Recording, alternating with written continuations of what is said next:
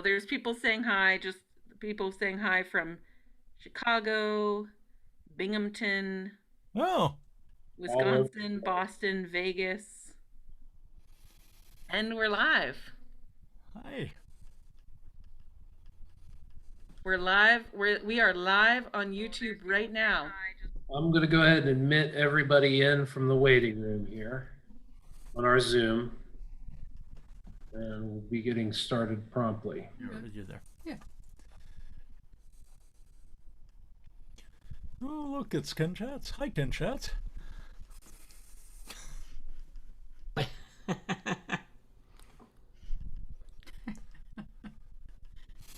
Welcome, everyone. Welcome. You've come to the right spot. Ooh, now that's a background. Edmund, how are you?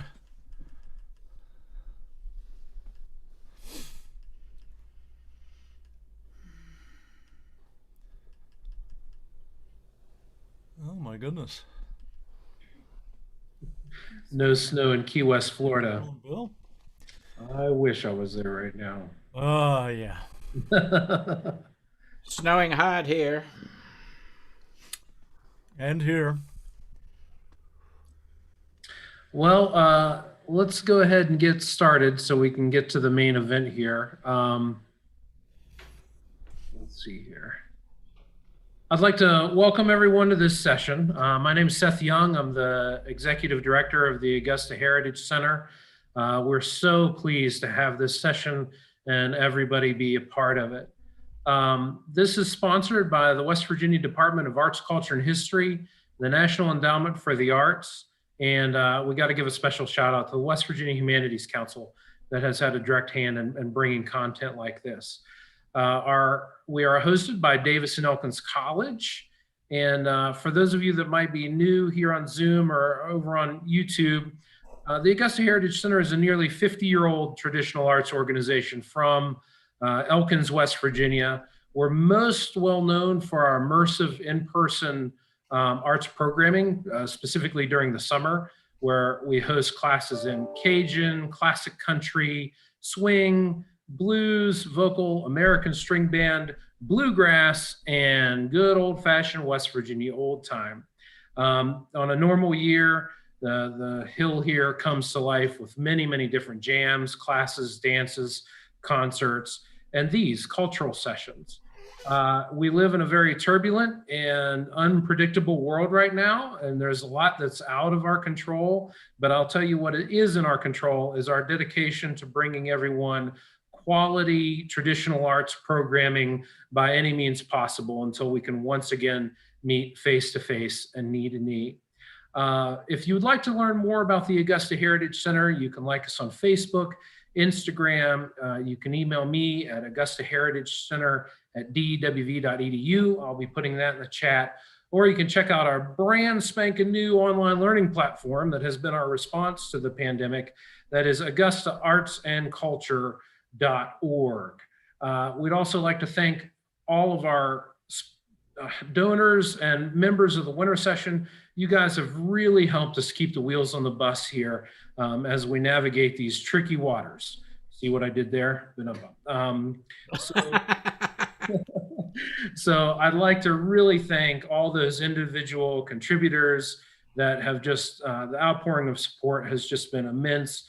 And it's been a powerful message that traditional arts are alive and well and something that is very supported by a large and wide community that we're all a part of. It's my pleasure to introduce to everyone the indomitable artistic director of the Augusta Heritage Center, without whom we would be lost, Miss Emily Miller. Hello, everyone. So great to see you all. It's a real pleasure to be here this evening.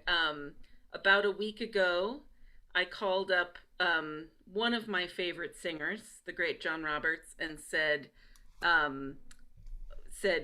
well, have you noticed how sea shanties are such a thing right now? And of course, I knew that he had because he had posted a great bit of history on the Wellerman song on his Facebook page. And I proposed, would you like to do that?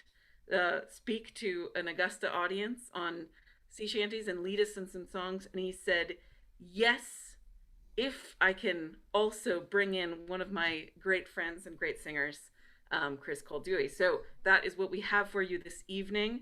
We're so pleased to have Chris, who I just met for the first time tonight, but I've been enjoying his music before now as well, and so Chris and John are going to lead us in both in some history and also the singing of some sea shanties. And I will just say we have, for those of you who have not met John and Chris before, John is from Worcestershire, England. You will notice his accent, perhaps, maybe.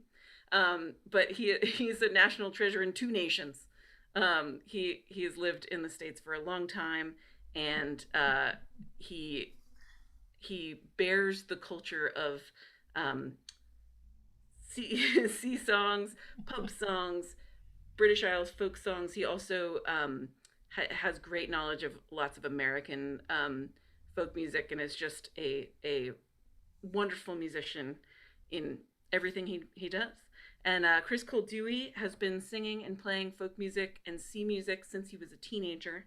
He was a public school music teacher, which we have great respect and love for all of our music teachers who bring that to our youth, and also has been a shantyman, in fact. So I will let them introduce themselves a little bit more as we go along, but I'm going to now pass the mic over to John and Chris.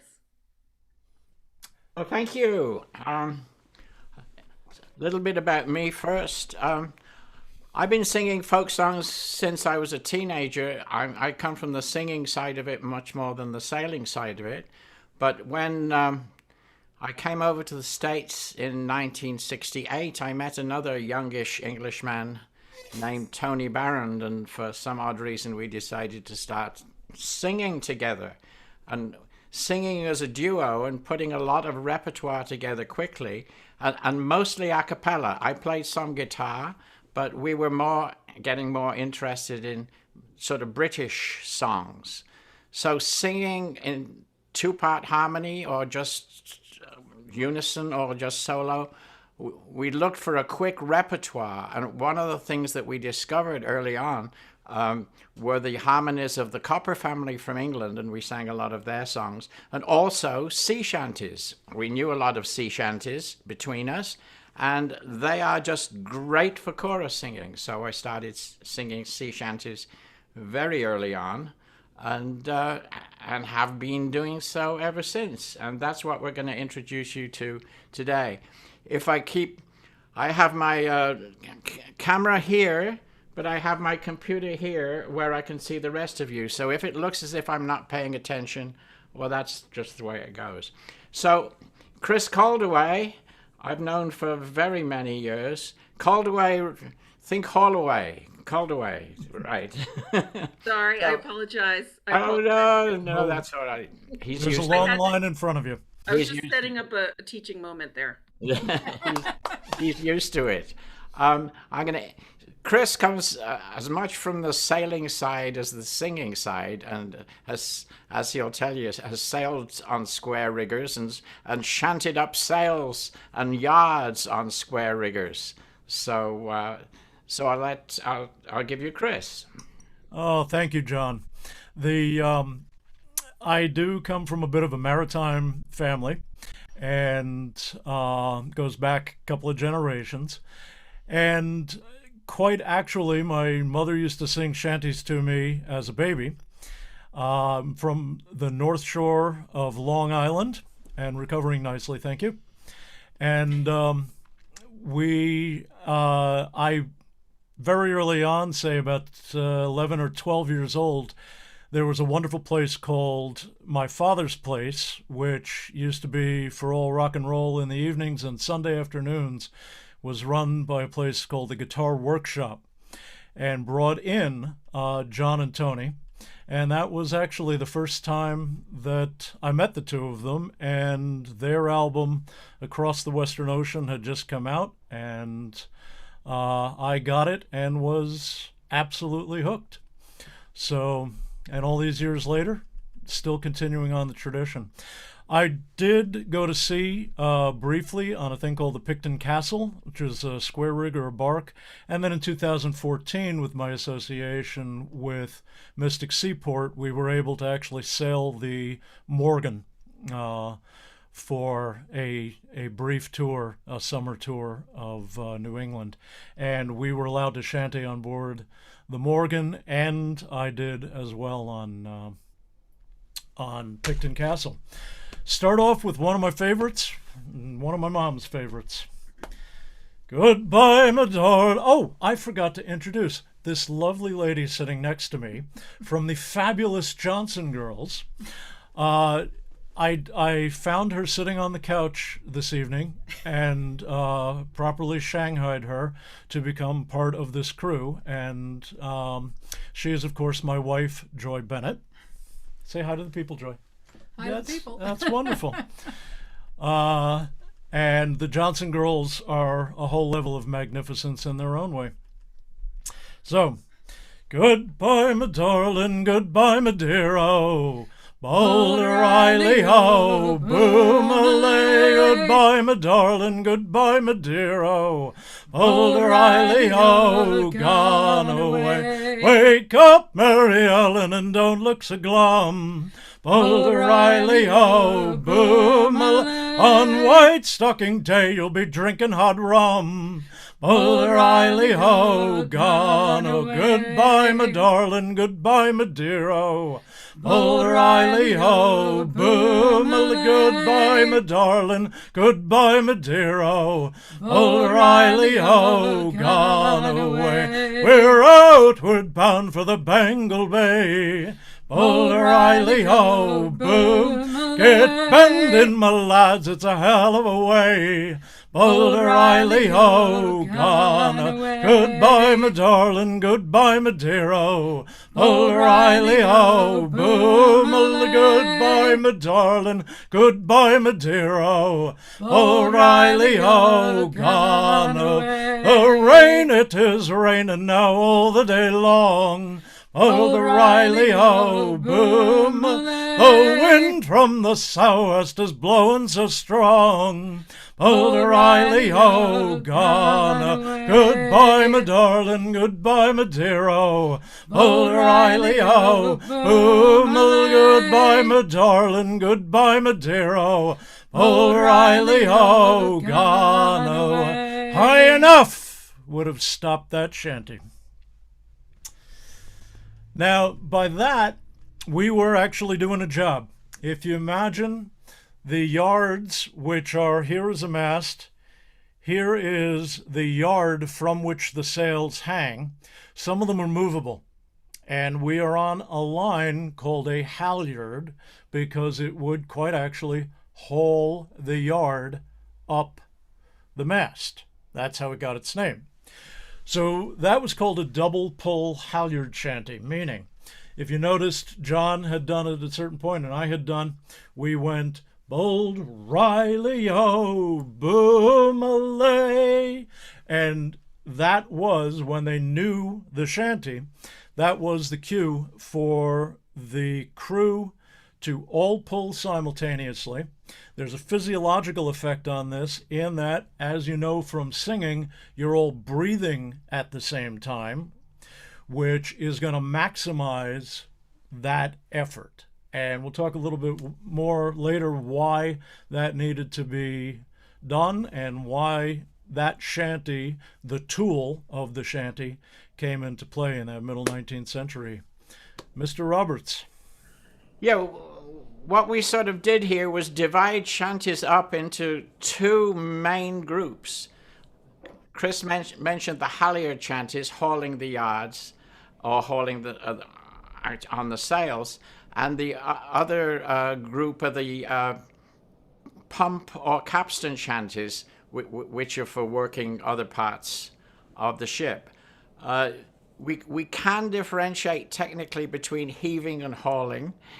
Heaving is usually pushing, and hauling is usually pulling. I never I just use both interchangeably, but that's because I grew up in the Midlands of England, away from the sea, I suppose. But if you're singing a song like South Australia that I always sang, heave away, haul away, well, you don't. You haul away and you haul away. But I'll do another part of what we're doing here is hoping that everybody is going to sing at home. So with your mute buttons on, of course, it's always good to get some singing out. So we're going to teach you some choruses as we go along. Simply, this is one called the Black Ball Line, which is another Halyard chanty. There were three different Black Ball lines historically. One formed around 1807 or 1808, somewhere around then. When that went bust, another one was launched with the name Black Ball to take its place. These were both transatlantic packet lines. Then they both went bust by around the late 1820s, I think, and the name was taken up again around 1850 for an England to Australia clipper service.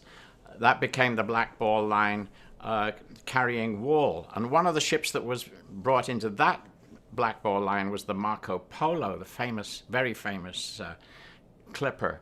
But this is the Black Ball Line, probably one from the early packets. They were worked hard. I think it was about 1807 that the very first time that one of the ships sailed from New York to Liverpool on a fixed schedule. Up to that point, they just sailed when they filled up with cargo, and if you were traveling, you just sort of had to wait till till the ship wanted to go. But about then, they started a regular, every 2 weeks, a ship would sail from New York and from Liverpool, and so there's that. So the chorus goes da da dum bum bum da da dum bum bum. To me way hey hey hurrah yo dum bum bum da da dum bum bum. Hurrah for the Black Ball Line. To me way hey hey hurrah, hurrah for the Black Ball Line. Here we go. I spent time on the Black Ball Line, to me way, hey, hey, hurrah, on the Black Ball Line, I served me time, hurrah for the Black Ball Line. Them black ball ships, they make good time, to me way, hey, hey, hurrah, with long clean runs and entrance fine, hurrah for the Black Ball Line. And that's the line where you can shine, to me way, hey, hey, hurrah, that's the line where I wasted me prime, hurrah for the Black Ball Line. Just take a trip to Liverpool, to me way, hey, hey, hurrah, to Liverpool, that packet school, hurrah for the Black Ball Line. There's a Liverpool Pat with his tarpaulin hat, to me way, hey, hey, hurrah, and Paddy McGee, the packet rat, hurrah for the Black Ball Line. Yes, there was once a Black Ball ship, to me way, hey, hey, hurrah, that 14 knots an hour could clip, hurrah for the Black Ball Line. They'll carry you away through the ice and snow, to me way, hey, hey, hurrah, take you where the winds don't blow, hurrah for the Black Ball Line. Cross the Western Ocean in the month of May, to me way, hey, hey, hurrah, cross the Western Ocean is a very long way, hurrah for the Black Ball Line. There you go. Over to Chris. Oh, thank you. That was wonderful. Wonderful, John. Interesting little aside. The first time I shantied with the crew at Mystic 20 years ago, they asked me, I asked them, do you know Blackball Line? And I said, yes. And so I sang, on the black ball line I serve me prime to me, which is a very, very different melody than the one that John sang, because they knew the one that John would have sung. They did not know the minor version, which is the way I did. And it was a train wreck on board a ship. So... I have a quick question that Yes. just might be interesting to answer for people who are still listening, or as people are listening along. There was a question that came in on the YouTube watch party from Ben. What is the purpose of overlapping / eliding the verse and chorus? Sort of the working purpose. In a lot of ways, especially with a number of them, it quickens it a little bit. But the other thing is there's an overlapping of the beats, and it's keeping the rhythm that way, and it seams it up very nicely to keep the flow going. And it is slightly easier to do when you've got your hands on the line. And it really is an amazing feeling of totally being in sync when you're doing that. So if that helps. And if anything that I say, please ask for more clarification. Feel free to get in touch with me after this is all over, and I'll tell you more than you ever wanted to know. So thanks. Gonna move along to one that is now not being used at the halyards. In other words, we're not raising sail. The lowest sails have lines that are actually going down to the deck to control them. Now, imagine that, I don't know if you can see this. This is the yard. There needs to be a line going forward to the deck and behind it. So when I pull on the one behind it, release and pull on this one, it'll turn the yard this way or this way. These lines are called tacks and sheets. And the two songs that John and I just sang are called long drag, meaning they're going to go on for a while, they're going to set that sail. The song is going to be over when the mate of the watch yells high enough, meaning that job is finished, because they know that it is high enough, all stretched out, as it were. The tool analogy of the shanty works in that the minute that command is given that it is done, you stop singing. It doesn't matter whether you're in the middle of a line, whether you're in the middle of a very nice story that you'd love to hear the end of. Just like driving a nail, you don't keep driving the nail once the nail is home just because you like the swing of the hammer. So the shanty would work exactly that way, particularly with the long drags. Now this one is a short drag and is going to be used once those lines that I described previously, the tacks and sheets, are set.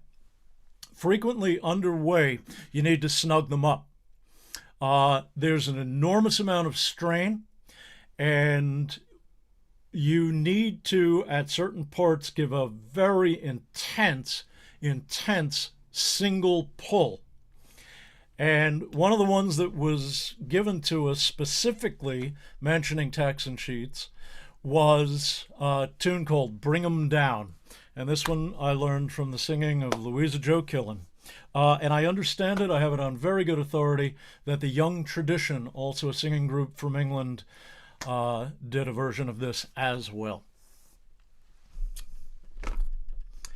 In Liverpool I was born. Bring 'em down, and London is me home from home. Bring 'em down. Them Rotherhithe girls is mighty fine. Bring 'em down. And never a day behind the times. Bring 'em Round down. Cape Horn we all must go. Bring 'em Round down. Cape Stiff through the frost and snow. Bring 'em Up the down. coast of Vallepo. Bring 'em Northward to down. Callio. Bring 'em Them down. Callio girls I do adore. Bring 'em They down. takes it all and asks for more. Bring 'em And down. Rotherhithe girls puts on a show. Bring 'em They down. wiggles their oars with a roll and go. Bring 'em It's down. back home to Liverpool. Bring 'em Spend the down. pay like a bloody fool. Bring 'em Them down. Liverpool girls I do admire. Bring 'em They down. set your rigging all afire. Bring 'em I'm down. Liverpool born and bred. Bring 'em Both thick in the down. arms and thick in the head. Bring 'em Rock down. and roll me over, boys. Bring 'em Get the down. damn job over, boys. Bring Bring 'em 'em down. Now, that was exactly the point of you would hear in that overlap, all right, what is sometimes referred to as dovetailing, as was about the question. The point with that one is it is almost impossible to do without dovetailing. The other thing that is a point maybe to bring up here as to why this was done.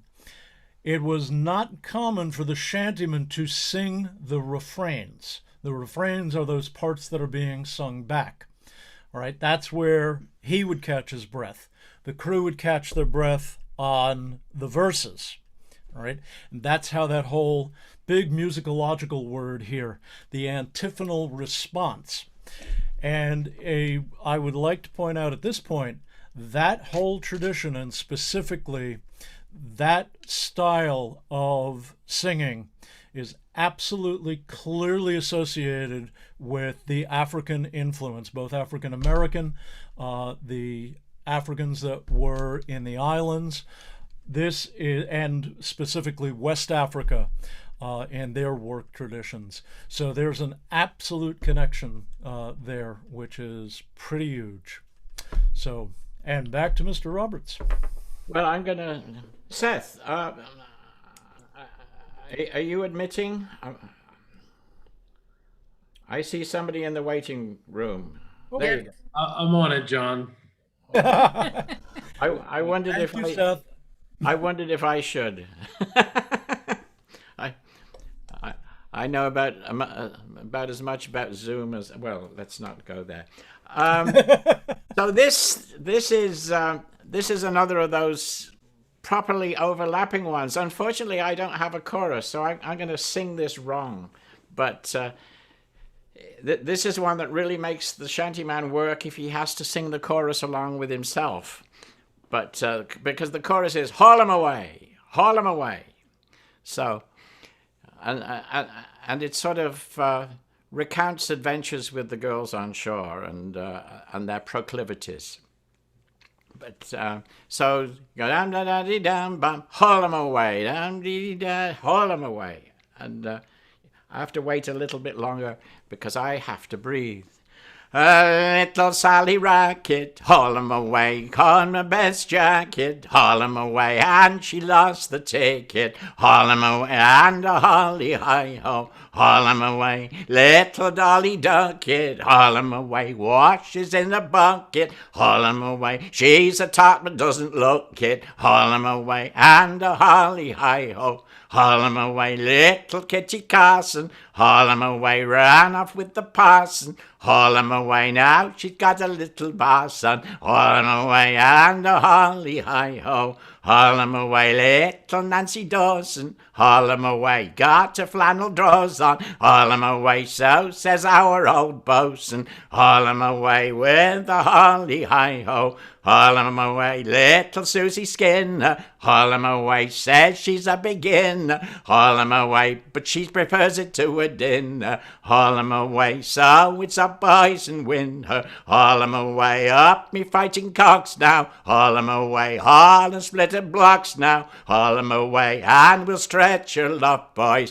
Haul 'em away, that'll be enough, boys. Haul 'em away. Sally Racket. So, Chris, what you got? Oh, well, this one is going to actually combine what we've talked about before as the double or multiple pull halyard and a thing that was called a walkaway. The one that you would all know from this is What Will We Do with the Drunken Sailor, which we shall not sing.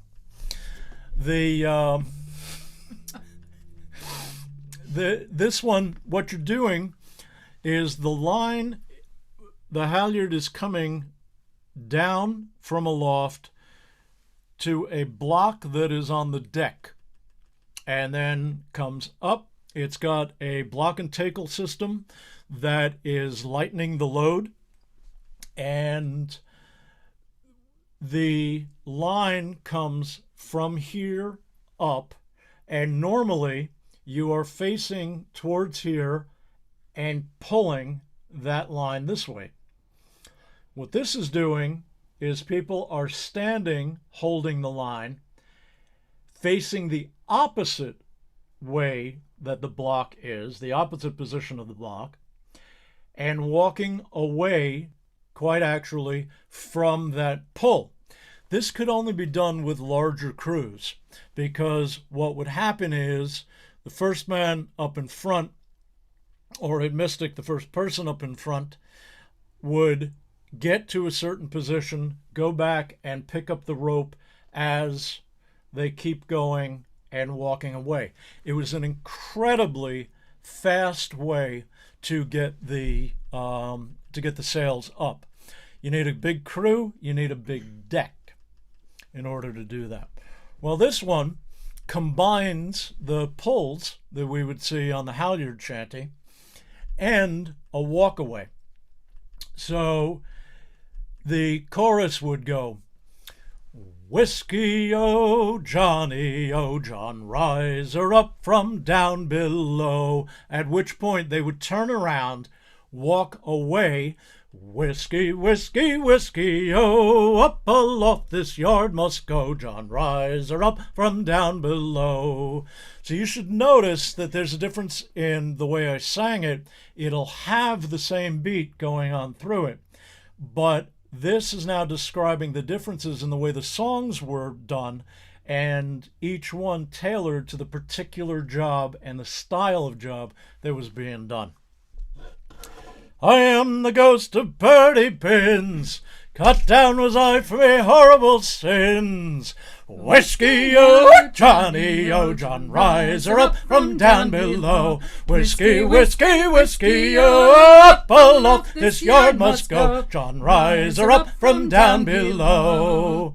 My only home is down below. They've let me up for an hour or so.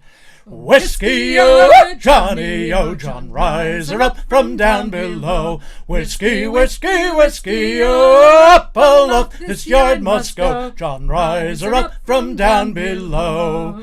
Up in the morning when the cocks do crow, it's time for me to roll and go. Whiskey, oh John, rise her up from down below. Whiskey, whiskey, whiskey, oh, up aloft this yard must go. John, rise her up from down below. Now the bleeding sail is set, back to my hole I'll have to get. Whiskey, oh John, rise her up from down below. Whiskey, whiskey, whiskey, oh, up aloft this yard must go. John, rise her up from down below.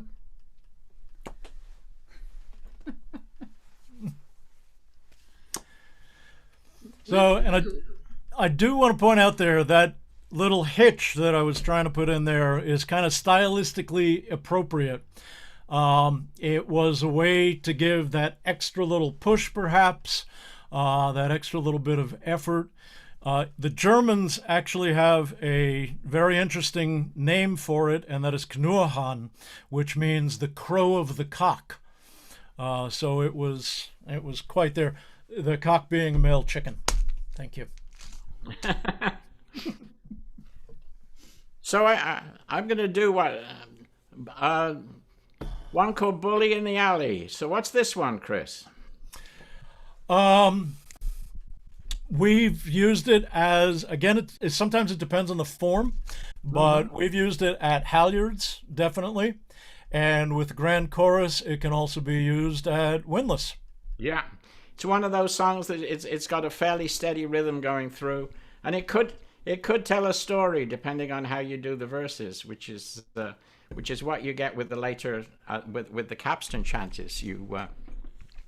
So this one goes, way hey, a bully in the alley, bully down in Shinbone Hall.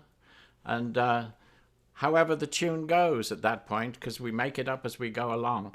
Sailors actually working on the ship would not generally sing with very nice harmonies, and they would tend to sort of mangle the tune just the way it came out. So the tune isn't all that important a lot of the time, although we like to do them nicely. So help me, Bob, I'm bully in the alley, way, hey, bully in the alley, help me, Bob, I'm bully in the alley, bully down in Shinbone Hall. Oh, Sally is the girl that I love dearly, way, hey, bully in the alley, Sally's the girl that I splice nearly, bully down in Shinbone Hall. So help me, Bob, I'm bully in the alley, way, hey, bully in the alley, help me, Bob, I'm bully in the alley, bully down in Shinbone Hall. I shipped on board the Robert E. Lee, boys, way, hey, bully in the alley, spent me money and fast and free, boys, bully down in Shinbone Hall. So help me, Bob, I'm bully in the alley, way, hey, bully in the alley, help me, Bob, I'm bully in the alley, bully down in Shinbone Hall. We got a British ammunition and a French champagne, boy, way, hey, bully in the alley. When I get back to Charleston, I feel no pain, oh, bully down in Shinbone Hall. So help me, Bob, I'm bully in the alley, way, hey, bully in the alley. Help me, Bob, I'm bully in the alley, bully down in Shinbone Hall. So you can go along with that as you like. That one has a slightly longer chorus, in that the Help Me, Bob often repeats between the verses. If you want to shorten it up, it's one of those things you can cut out the longer chorus and just sing it as couplets. But Don, we have a question about this one from Stuart, who is definitely in the spirit this evening, singing these songs. He wondered, Burns Day was yesterday. That's when you drank the scotch, right? he was wondering if you had a remark or two about the changing the meaning of the word bully, what that would have referred to then. I'm not sure. I mean, it means somebody who's tough, for certain. I don't think it has the same connotation that it does now as in the anti-bullying campaign. But it could do, because certainly, you know, the bully mate was an absolutely tough mate, and would be likely to I don't know whether he'd pick on on weaker sailors or not, because his job is to get the most that he can out of the crew. Do you have a comment on that, Chris? Well, in addition to that, which I agree with your interpretation, lines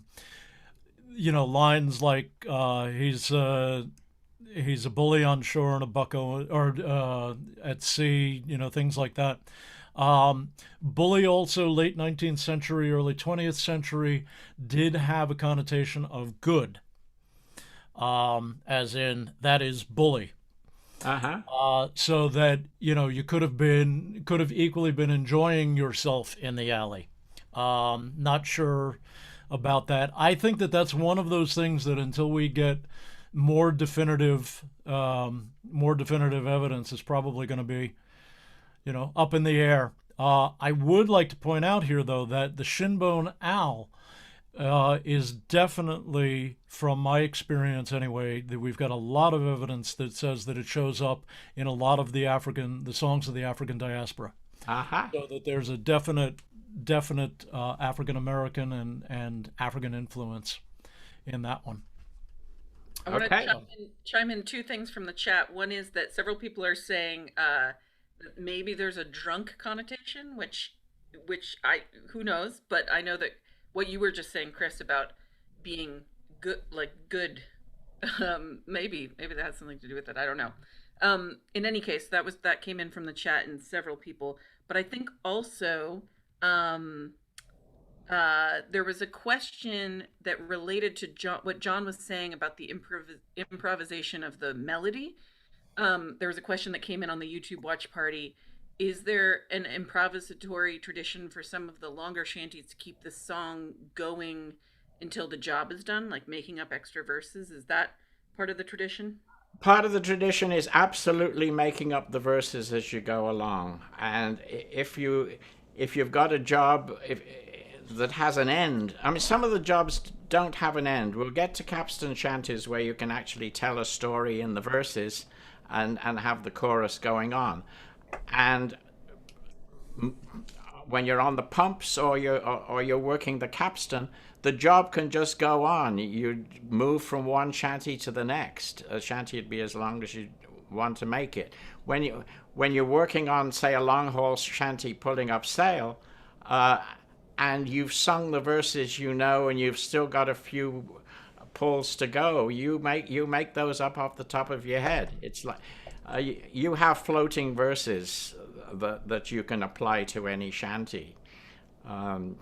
So that's the way that works. Verses, for instance, yeah. The Cape Horn verses. Round Cape Horn we almost go. Round Cape Horn, the ice and snow. Yeah. So those things just get made up as they go along, and you might make up verses to make fun. If they're far enough away and the wind's blowing hard enough, you might make verses to make fun of the skipper or make fun of the mate or whatever. And before you do that, you would take shots at the other members of the crew, perhaps on their recent shore dalliances or drinking habits, whatever the case may be. You take your shots where you could. But the answer is yes, you'd make up verses as you went along, for absolute sure. So make up a few verses to your next shanty, Chris. Absolutely. Yeah, right. Sure. This was actually one of the first shanties I ever learned. And personal story with this one, I was on a long car trip with Dad, who was from the city of Hamburg in Germany. And I started singing this. Now, keep in mind, I was about 17, which meant I knew everything there was to know about everything. Unlike now, where I know nothing. And I started singing it, and Dad joined me in a language called Plattdeutsch, or Low German, which is spoken specifically in the city of Hamburg and in the surrounding area. And I looked at him in amazement, because how could he possibly have known this? And he looked at me and said, "I'm from a port. There were sailors. I heard it then. So, anyway. I'll sing you a song, a good song of the sea. Away, Rio. I'll sing you a song if you'll sing it with me. And we're bound for the Rio Grande. And it's away, Rio. Away, Rio. Sing fare ye well, me pretty young girls. We're bound for the Rio Grande. We'll man the good capstan and run her around. Away, Rio.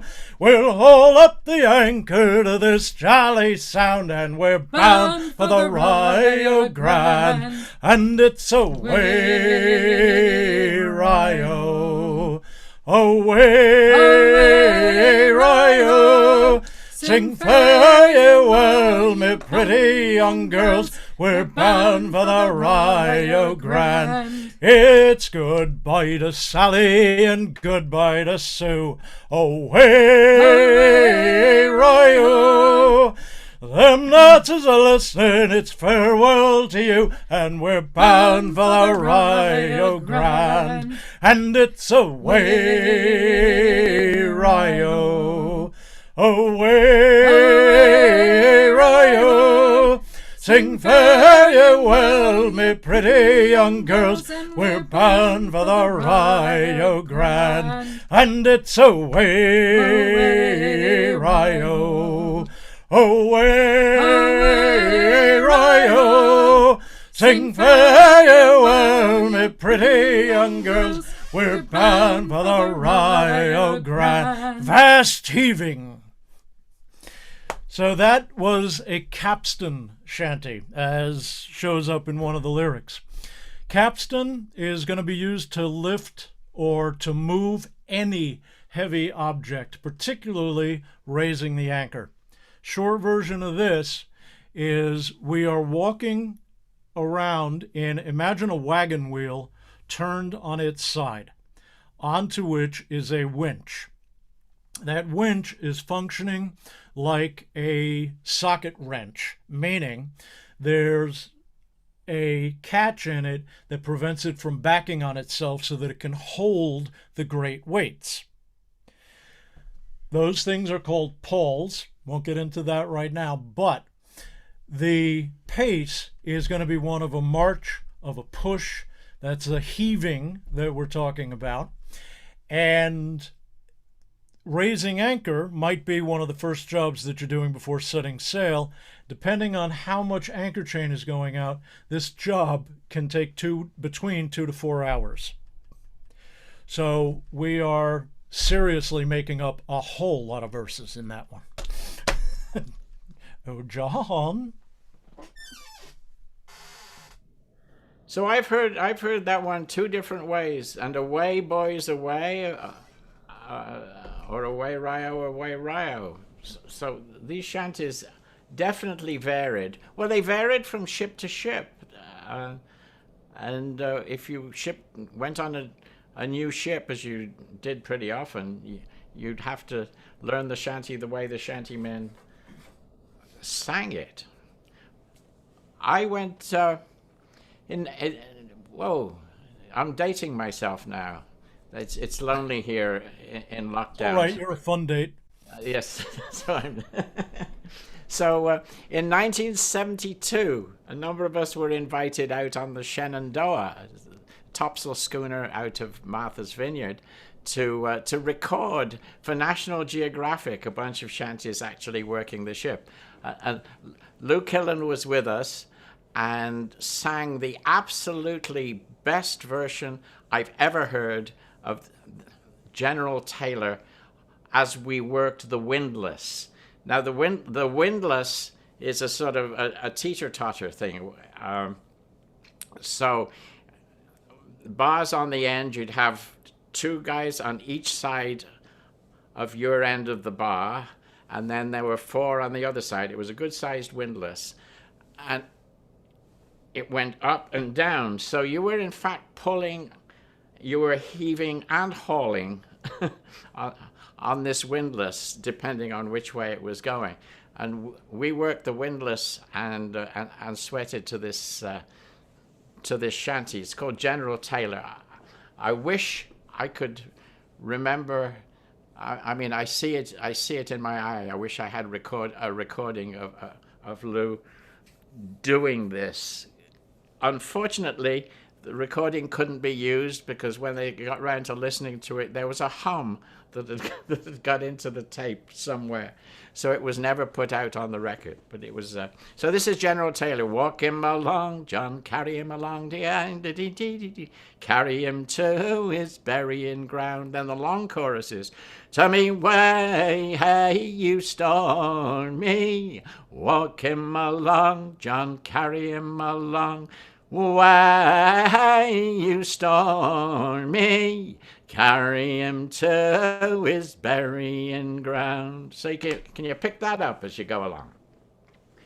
General Taylor gained the day. Walk him along, John, carry him along. Oh, General Taylor, he gained the day. Carry him to his burying ground. Three way, hey, you stormy. Walk him along, John, carry him along. Tell me why, hey, you stormy.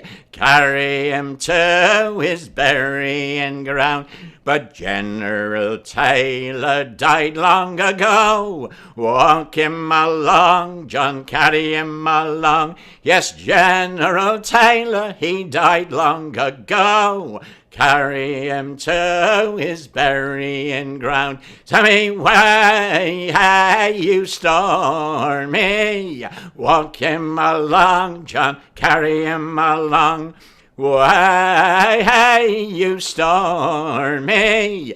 Carry him to his burying ground. We dug his grave with the silver spade.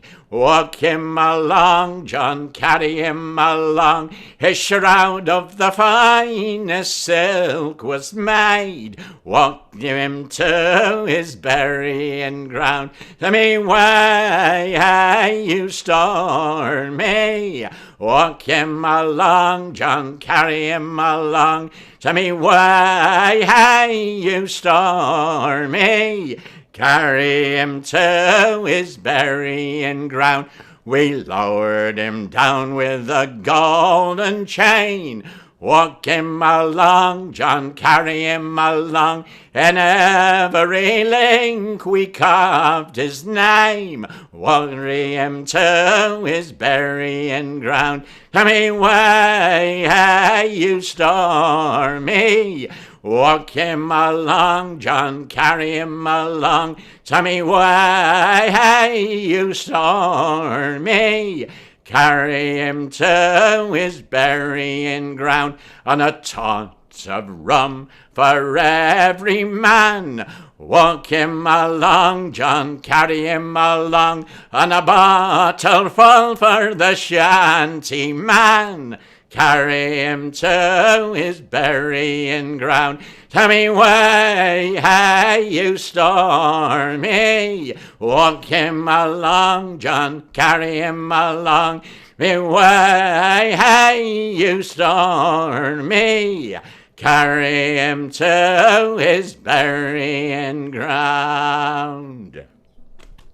General Taylor, there you go. If I could sing it like Louisa Joe Killen, I'd feel like $1 million, but I do what I can. You and I both. You and I both. I do want to point out that this last one is particularly important because it gets to a little-known fact about these shanties, which is that all sailors were either named John or Timmy. I thought Timmy was the dog. Frequently, when all of the sailors had used up the allotment for the name Timmy, then it went to the dog. Yes, that's correct. Anyway, one of the things that is is wonderful about this is how many fantastic people we are getting to invite into this.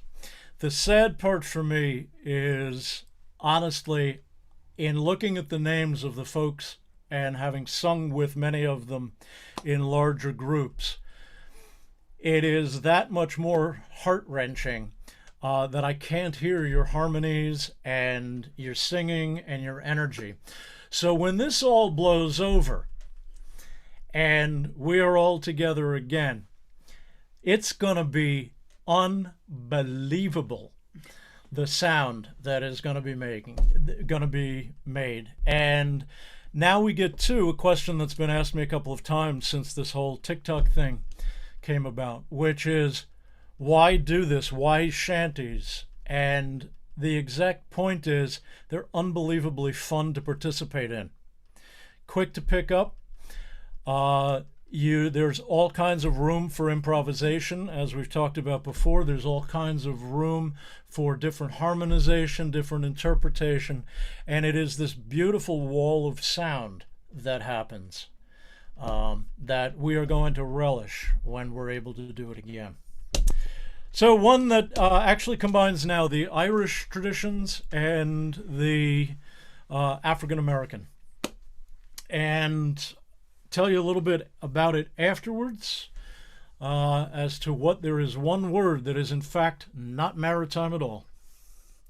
Oh, the smartest packet that you can find, hey, ho, are you most done? Is the old wildcat of the swallowtail line. Clear away the track and let the bullgine run. To me, hey, rig a jig and a jaunting car, hey, ho, are you most done? With Liza Lee all on my knee. Clear away the track and let the bullgine run. We're outward bound for a New York town, hey, ho, are you most done? We'll dance the Bowery gals around. Clear away the track and let the bullgine run. To me, hey, rig a jig and a jaunting car, hey, ho, are you most done? With Liza Lee all on my knee. Clear away the track and let the bullgine run. When we arrive in New York town, hey, ho, are you most done? I'll stand your whiskeys all around. Clear away the track and let the bullgine run. To me, hey, rig a jig and a jaunting car, hey,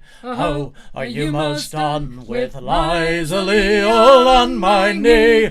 Clear away the track and let the bullgine run. We'll drop our cargo at the South Street Pier, hey, ho, are you most done? Till them Water Street dives we soon shall steer. Clear away the track and let the bullgine run. To me, hey, rig a jig and a jaunting car, hey, ho, are you most done? With Liza Lee all on my knee. Clear away the track and let the bullgine run. Them Water Street dives is me home from home, hey, ho, are you most done? It's never far from them I'll roam. Clear away the track and let the bullgine run. To me, hey, rig a jig and a jaunting car, hey, ho, are you most done? With Liza Lee all on my knee. Clear away the track and let the bullgine run. When I come back from across the sea, hey, ho, are you most done? Eliza, will you marry me?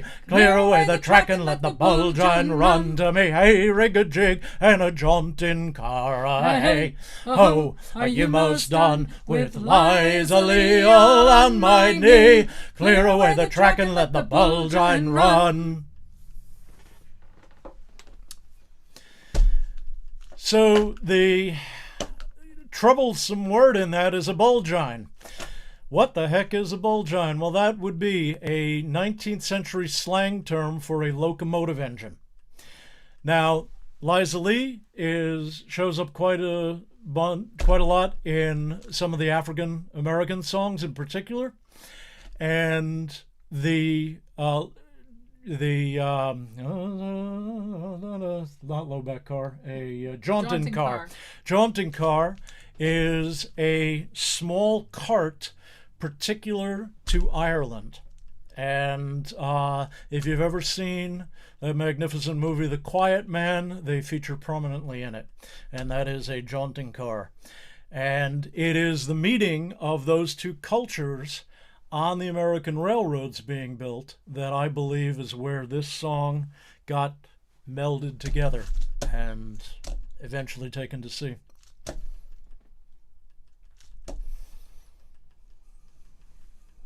I was cheering you on, but I was muted. Just like a swan.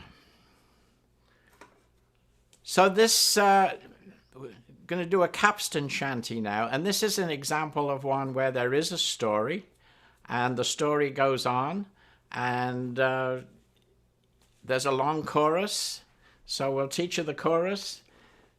It's a parody of a Shaw song that I think might have been written by Henry Clay Work. I'm not exactly sure about this, but there was a mid 19th century song called "Strike the Bell, Watchman," which got transformed into a nautical shanty, "Strike the Bell, Second Mate." As many people know, the day on a ship was divided into watches.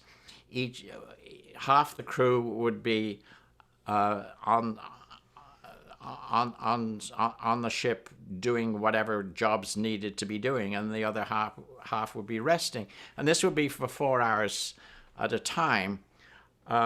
Every half hour, a bell would ring. After the first half hour, it'd be one bell.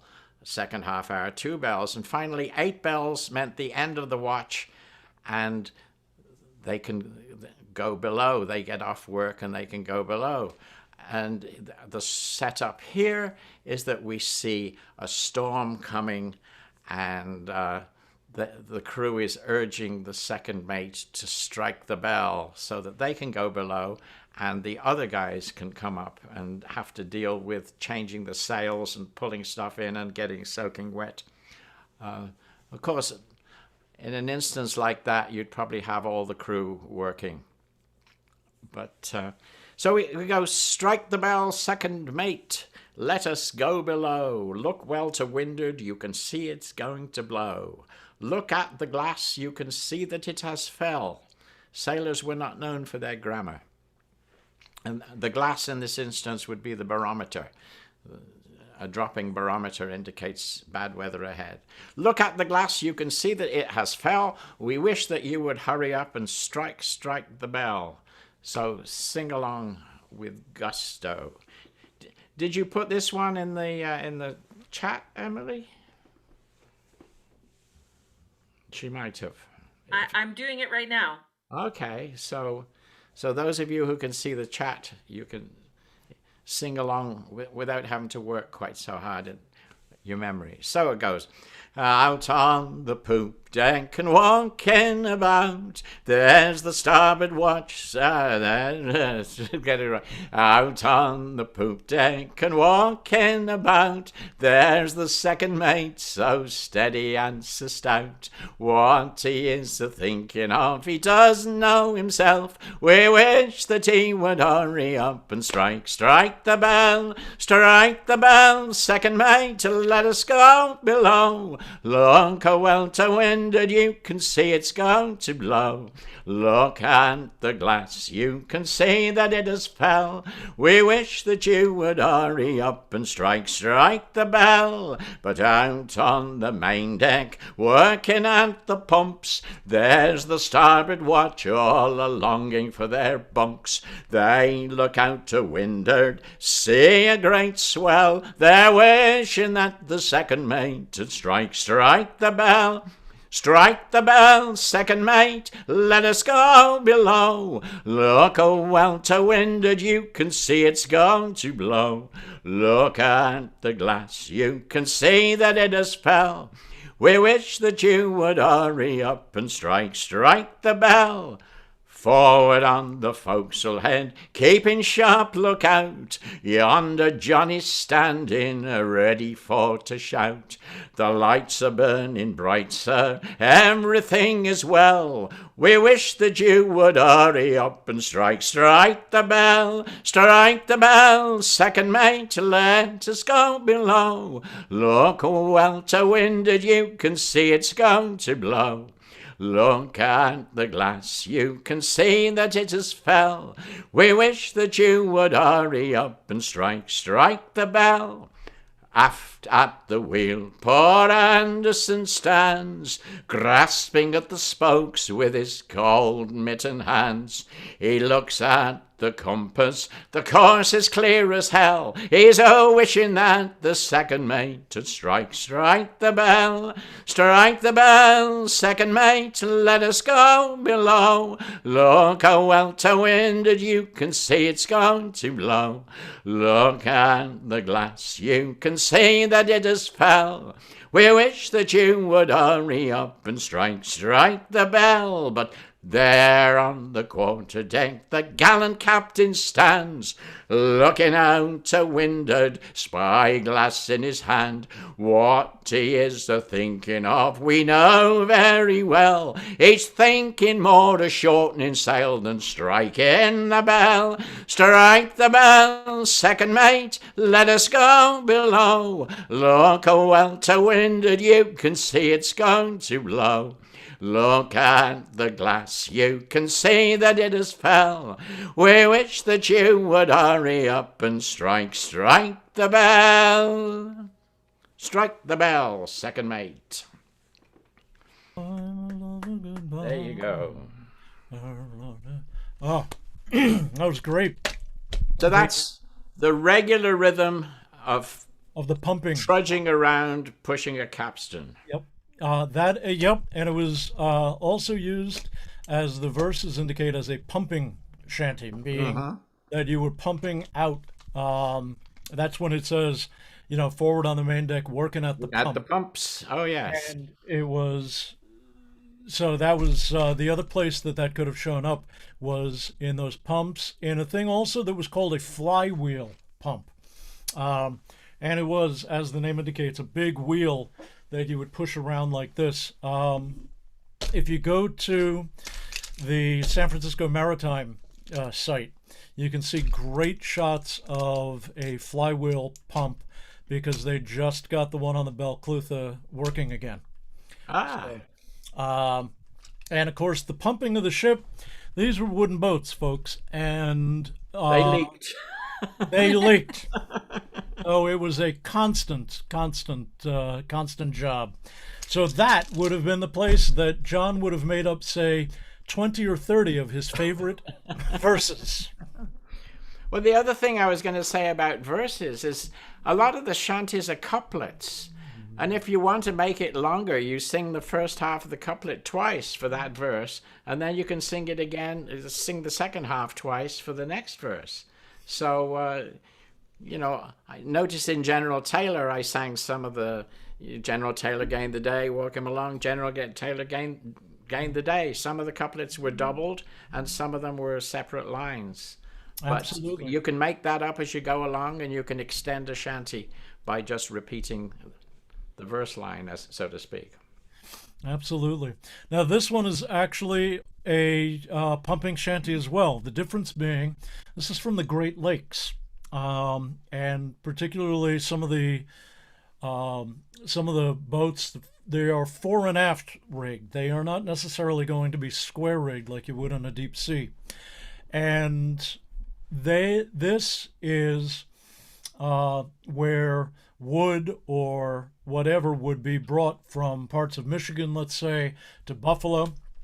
And because the job is going on for a while, it being those pumps, you sometimes get greenhorns or new kids coming on.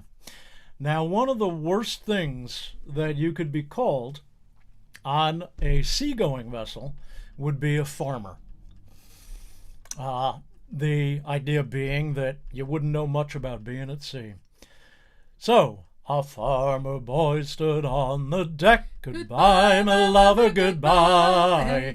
Eating peanuts by the peck. Goodbye, my lover, goodbye. Oh, goodbye, my lads, goodbye, my lover, goodbye. He came on board with his Sunday clothes. Goodbye, my lover, goodbye. His Sunday hat and his Sunday hose. Goodbye, my lover, goodbye. Oh, goodbye, my lads, goodbye, my lover, goodbye.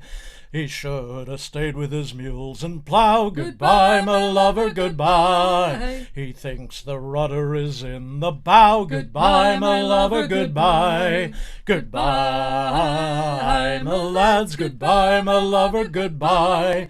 He thinks himself a hell of a tar. Goodbye, my lover, goodbye. As he pushes around the capstan bar. Goodbye, my lover, goodbye. Oh, goodbye, my lads. Goodbye, my lover, goodbye. He walks the deck with his farmer's feet. Goodbye, my lover, goodbye. He don't know a halyard from a sheet. Goodbye, my lover, goodbye. Oh, goodbye, my lads, goodbye, my lover, goodbye. He thinks himself the old ship's match. Goodbye, my lover, goodbye. He don't know his stern from the after hatch. Goodbye, my lover, goodbye. Oh, goodbye, my lads, goodbye, my lover, goodbye. Well, the great winds blow and the seas do roar. Goodbye, my lover, goodbye. He'll curse the day that he left the shore. Goodbye, my lover, goodbye. Oh, goodbye, my lads, goodbye, my lover, goodbye. When the green seas roll across our deck. Goodbye, my lover, goodbye. He'll pray the Lord for to save his neck. Goodbye, my lover, goodbye. Oh, goodbye, my lads, goodbye, my lover, goodbye. When the old ships roll all day and night. Goodbye, my lover, goodbye. It'll turn him green and blue and white. Goodbye, my lover, goodbye. Oh, goodbye, my lads, goodbye, my lover, goodbye. When he has to go aloft at night. Goodbye, my lover, goodbye. He'll soil his drawers in his awful fright. Goodbye, my lover, goodbye. Oh, goodbye, my lads, goodbye, my lover, goodbye. He'll know aloft from down below. Goodbye, my lover, goodbye. By the time we sight old Buffalo. Goodbye, my lover, goodbye. Oh, goodbye, my lads, goodbye, my lover, goodbye. Oh, goodbye, my lads, goodbye, my lover, goodbye.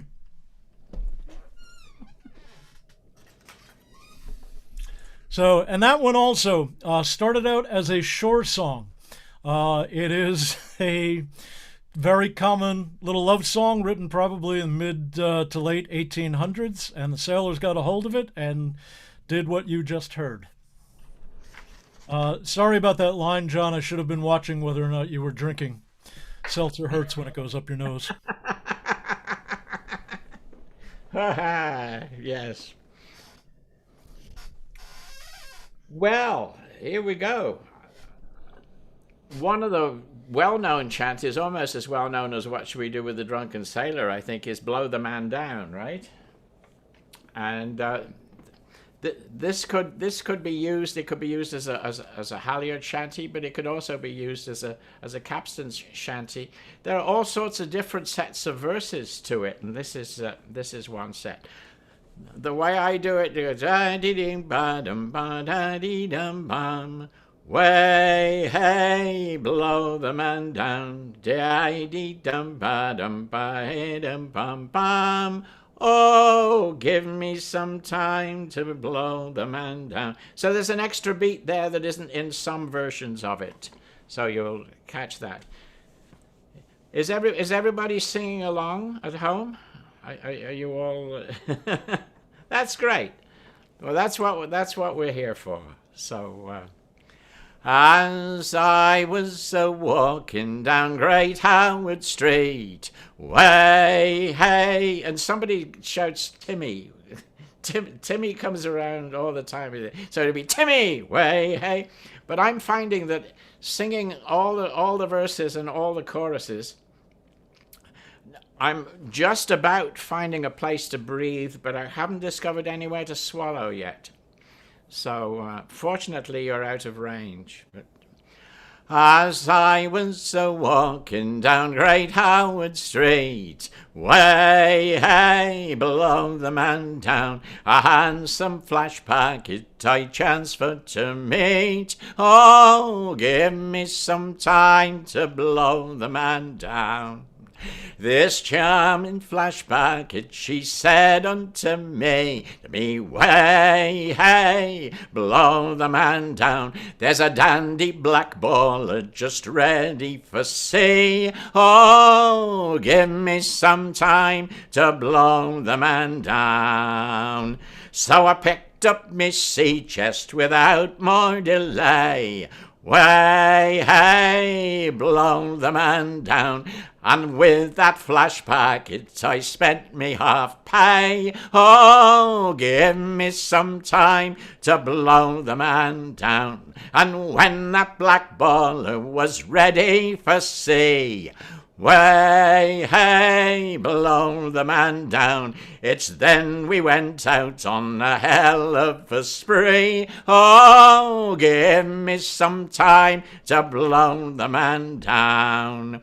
Now there's tinkers and tailors, soldiers and all. Way, hey, blow the man down. They ship us they ship us prime seamen upon the black ball. Oh, give me some time to blow the man down. And it's foretopsail halyards the mate he will call. Way, hey, blow the man down. With then Dan Williams commands that black ball. Oh, give me some time to blow the man down. Yes, it's larboard and starboard, on deck you will sprawl. Way, hey, blow the man down. For kicking Jack Williams commands this black ball. Oh, give me some time to blow the man down. And as soon as you're clear of the old Mersey bar, way, hey, blow the man down. The mate knocks you down with the end of a spar. Oh, give me some time to blow the man down. And as soon as the packet is well out to sea, way, hey, blow the man down. It's cruel hard usage of every degree. Oh, give me some time to blow the man down. So it's blow the man down, bullies, blow the man down. Way, hey, blow the man down. Yes, blow him right back to Liverpool town. Oh, give me some time to blow the man down. There you go. Ooh, that was fabulous, John. There was an example of when you screw up the verse. You just sort of kind of have to keep going. You can't sort of stop and leave the crew sort of. Yeah. You Oh, sort of fellas, could you hold this a minute? I have to go look up the words. Yeah. hold this a minute. Yeah, you have to keep going. So, I wanted to say there was a very strong response to "Are You Singing Along" on the YouTube watch party. There was great. Some people in there, and there was a flood of comments. Yes, we're they're singing. Well, that's wonderful. So just so you know. Well, that's what we're here for. That's great. That's exactly it. This one is an example. We covered it a little bit earlier, but it is a prime example of the making up of verses. Now, in this case, I happen to have stolen this one from a group called the Boarding Party down in Maryland. And Jonathan Aberhart had started with the first verse because that was the only one that was given in a book from 1913. of shanties. And he took a lot of, no pun intended, what were called these floating verses, or verses that show up in other shanties. This particular one was heard by the guy that collected it from stevedores, or from the longshoremen who were using a dolly winch, which is a small, like John had said about the larger windlass, that teeter-totter effect to load the cargo on and off. It's called 10 Stone. I've never seen the like since I was born. Way hey and a high low, Jenny with the jib boom, home back corn. Way hey, roll and go. It's 10 stone, 10 stone, 10 stone. The wind am over. Jenny get along, Jenny blow the horn as we go marching over. Possum jump and the panther roar. Way hey and a high low. Been dancing his dolly since 4:30. Way hey, roll and go. It's 10 stone, 10 stone, 10 stone. The wind am over. Jenny get along, Jenny blow the horn as we go marching over. If the sun don't shine and the hens won't lay, way hey and a high. And if you don't work, then the boss don't pay. Way hey, roll and go. It's 10 stone, 10 stone, 10 stone. The wind am over. Jenny get along, Jenny blow the horn as we go marching over. The gals will say you're a bunch of liars. Way hey and a high low. You're bound to hell for to feed them fires. Way hey, roll and go. It's 10 stone, 10 stone, 10 stone. The wind am over. Jenny get along, Jenny blow the horn as we go marching over. If we should drown while we are young, way hey and a high. Why, it's better to drown than wait to be hung. Way hey, roll and go. It's 10 stone, 10 stone, 10 stone. The wind am over. Jenny get along, Jenny blow the horn as we go marching over. They'll dig your grave with a silvery spade. Way hey and a high. But there ain't no digging on a watery grave. Way hey, roll and go. It's 10 stone, 10 stone, 10 stone. The wind am over. Jenny get along, Jenny blow the horn as we go marching over. It's 10 stone, 10 stone, 10 stone. For the wind am over. Jenny get along, Jenny blow the horn as we go marching over. Thank you, Ken.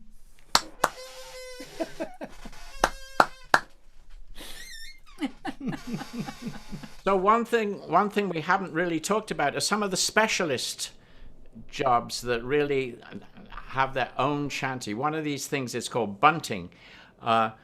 When the sail has been brought up to the spar, the crew are all up there, and they have to sort of snug the sail up against the spar and tie it off. And that has its own shanty. If the wind's blowing, the shantyman is up there with them. He has to get upwind and then sing something that times the pull so everybody can do it all together. The best known of these bunt shanties is called Paddy Doyle's Boots, which goes, "To me, way, hey, hey, yeah."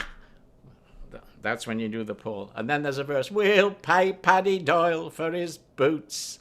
And that's probably the only one you need, but if there's another, "To me, way, hey, hey, yeah, we'll all throw slops at the cook." So that's a quick example of a bunt shanty. There are others, but I've always admired your ability to think quickly, John. That was lovely. Yes. So, I have to plug my computer in. Do you want to sing? Let's do a couple more capstan shanties. So, do you want to sing Down in Those Valleys? Sure. Happy to do that. This was part of a wonderful collection collected by a fellow named Carpenter. This song was actually collected in a place called Barry in South Wales. I'm forgetting Fender. William Fender was the guy who gave it. And like some of these other ones, what has happened is only that first couple of verses were given, and the rest leads itself to improvisation. So, "Hey, says young maid, will you come along with me? Aye, aye, aye, Bendigo. He says, young maid, will you come along with me? Aye-oh, aye-oh. He says, young maid, will you come along with me to the sunny shores of America?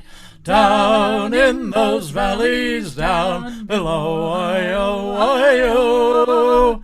Down in those valleys down below." She says, "Young man, I will go along with thee." Aye, aye, aye, Bendigo. She says, "Young man, I will go along with thee." Aye-oh, aye-oh. She says, "Young man, I will go along with thee to the sunny shores of America. Down in those valleys down below, aye-oh, aye-oh. Down in those valleys down below." Well, they set out on a one fine day. Aye, aye, aye, Bendigo. Well, they set out on one fine day. Aye-oh, aye-oh. Well, they set out on a one fine day to go to the shores of America. Down in those valleys down below, aye-oh, aye-oh. Down in those valleys down below. But the waves did roll and the winds did howl. Aye, aye, aye, Bendigo. Aye, waves did roll and the winds did howl. Aye-oh, aye-oh. The waves did roll and the winds did howl. The crew they grumble, the mate he scowls. Down in those valleys down below, aye-oh, aye-oh. Down in those valleys down below. But when they reached that sunny land, aye, aye, aye, Bendigo. Oh, when they reached that sunny land, aye-oh, aye-oh. When they reached that sunny land, he took his true love by the hand. Down in those valleys down below, aye-oh, aye-oh. Down in those valleys down below. And thanks to Bob Walzer of Minnesota, that incredible whaling and sailing state. But thanks to Bob Walzer for that one and all of his work on the Carpenter collection. Well, I'm going to do one more shanty, and this is one that was, at least traditionally, the last capstan shanty to be sung before leaving the ship, and that's "Lever, Johnny, Lever." I think at the end of a voyage, you might find that the guy with the melodeon would sit on the capstan and accompany it. So we've done all our stuff unaccompanied so far. So I'm going to do this with a squeeze box. And "Lever, Johnny, lever, lever, Johnny, lever." And it's time for us to lever. Lever, Johnny, lever, oh, lever, Johnny, lever, for the voyage is done and the winds don't blow, and it's time for us to leave her. We're going to go on a little bit after this, but this is the last of the real shanties. Should I say anything more about it, Chris? Do you have a... I think, yep. Well, this was because it was one of the last jobs to be done. Your one shot at taking a shot at the crew, as long as you didn't want to sign back on. Yeah. And as a result, it was also never done, or you never say never, but never done before the last job of the crew of the voyage.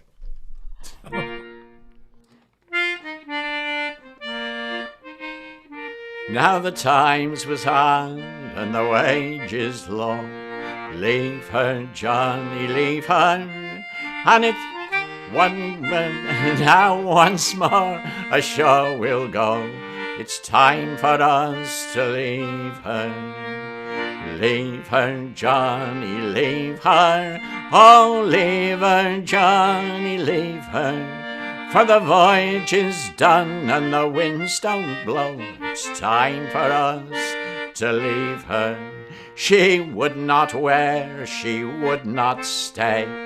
Leave her, Johnny, leave her. She shipped it green both night and day. It's time for us to leave her. Leave her, Johnny, leave her.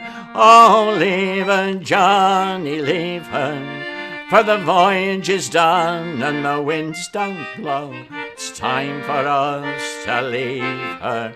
It was rotten meat, a Waverley bread. Leave her, Johnny, leave her. You'll eat it or starve, the old man said. It's time for us to leave her. Leave her, Johnny, leave her. Oh, leave her, Johnny, leave her. For the voyage is done and the winds don't blow, and it's time for us to leave her. The winds were foul, all work, no play. Leave her, Johnny, leave her.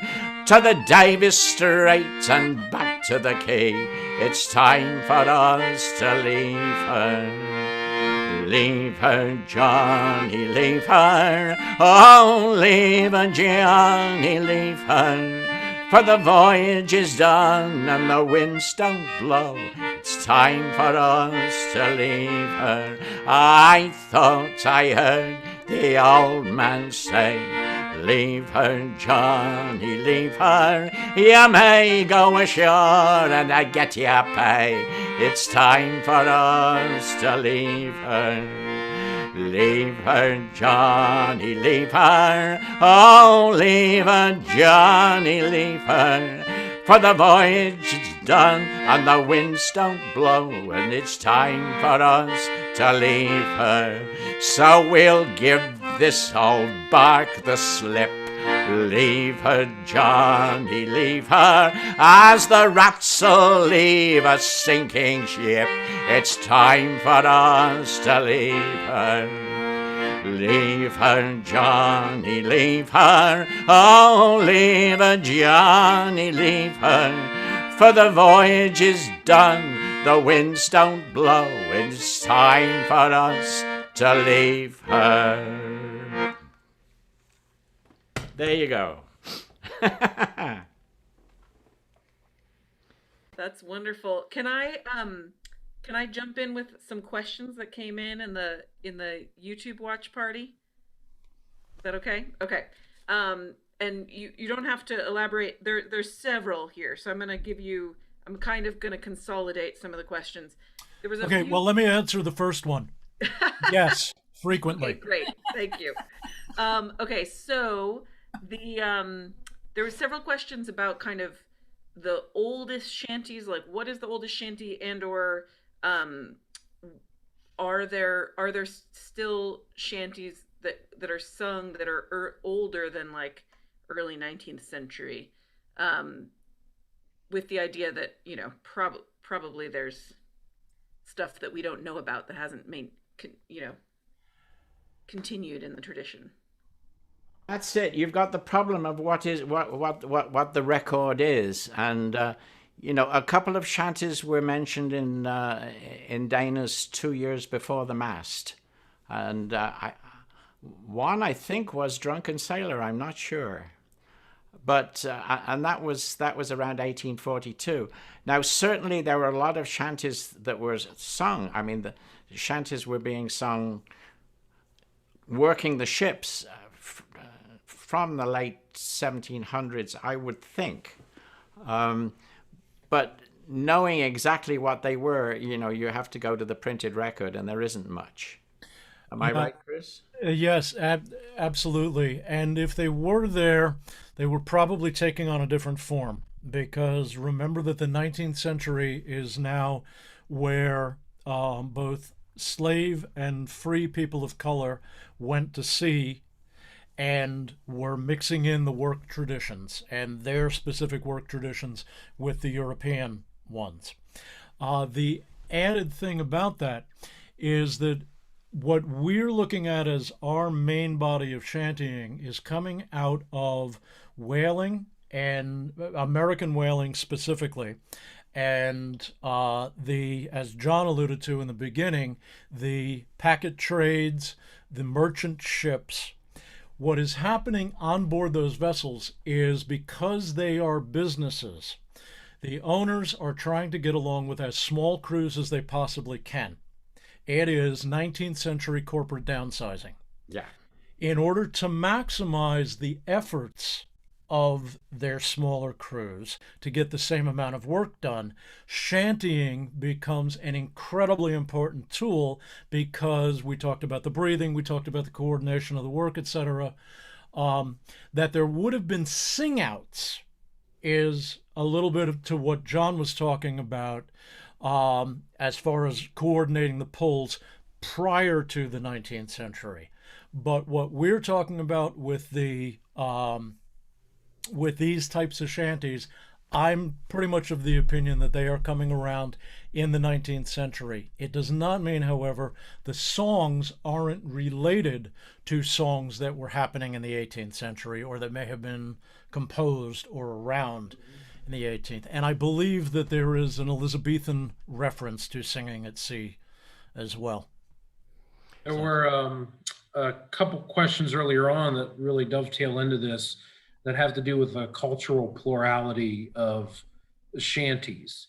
They seem to be songs that mix genres from several continents, and a lot of people were curious as to how those cultures mesh together to create this genre of shantying. The quick answer, if I may, John, are you? Yeah. Sure. Sailing crews were multinational, multilingual, multi-ethnicity. They were working class people who needed jobs, and that was it. So, just as a for instance, on one of the Morgan's earlier voyages, they headed out of New Bedford. The Morgan, for those of you that don't know, is a 19th century whaling ship launched in 1841. And the first place that they went was to the Azores because of the whaling community there. Now, these were certainly not New Englanders that were living in the Azores. All right. But they would have picked them up for their sailing and their whaling in particular skills. And that is a matter of record. A lot of the ships also went down through the Caribbean, where they were going to pick up different ethnicities that were going to do that. There's a really magnificent book called Black Jacks, which talks about the whole African diaspora and their contribution to maritime culture, and by way of that culture, these songs. But it goes into a fantastic history which talks about it from slavery up to where certain people of color were becoming sea captains in their own right. So I hope that addresses it. If that. Yeah, really interesting. I feel like you guys have brought in answers to that question over the course of the session too. That's really interesting. Well, there are a bunch more questions, and they keep flowing in, but I know that we can't stay on here forever. But I should say, John, that everybody loves your hair currently. It's my COVID hair. I haven't had a haircut since lockdown. There are comparisons to Sir Ian McKellen here. Yes. So very, very important questions coming in. Who? I do want to point out his hair is almost as long as when we met for the first time. The operative word being almost. Yeah, back in the 70s. Hippie. Maybe you guys each just have a one song answer to this. There was probably a school teacher who was asking. No, there is nothing you can sing for your kids. Nothing. Okay. Are there any that could be sung for 4th and 5th graders? Almost all of them. Yeah. I did a shanty program in schools in Vermont ages ago, and a lot of I had to remove the word hell because of certain Jehovah's Witnesses in certain schools. but yeah, a lot of them you can. I had kids make up verses to "What Shall We Do with the Drunken Sailor" and all that stuff. Yes, absolutely. Put him in the bilge and make him drink it. That came from a kid in school. So That's great. yeah. So yeah, Well, I think shanties are great for kids to sing. Make up some nice verses. I Yep, love it. and I will say, working at Mystic, which was a family environment, I got pretty quick at adjusting certain songs, as you do, because all of a sudden there would be a group of children coming in. Also, working as a school teacher, we're constantly adjusting. I think the important thing is, though, for me, is to know what a lot of some of the original sources sounded them as, for nothing except to give me that historic perspective, even if I'm gonna change them slightly for whatever reason. So, and the Johnson Girls do school programs all the time. The Johnson Girls can be reached at www. No, sorry. Chris Caldaway can be reached at www.chriscaldaway.com, right? Oh yes, I can, and it's can? Koldewey. Imagine the way that it sounds like Cole Dewey, only that's not the way we say it. But you can just refer back to the beginning of this video when I say Call Dewey. Yeah, well, that's all I right. want to know how to spell it.